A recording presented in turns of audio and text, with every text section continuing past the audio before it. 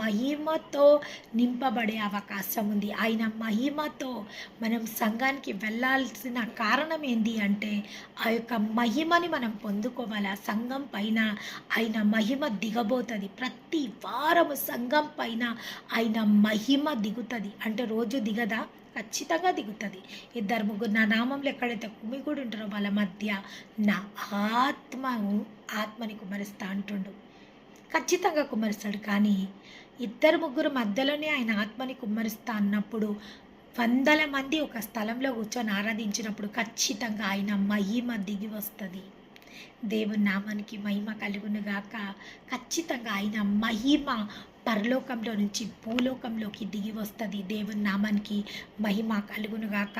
కీర్తనలు పాడుచు ఆయన ఆవరంలోకి ప్రవేశించుడి, ఆయనని స్తుతించుడి, ఆయన నామంని గణపరచుడి, ఆయనని స్తుతించుడి.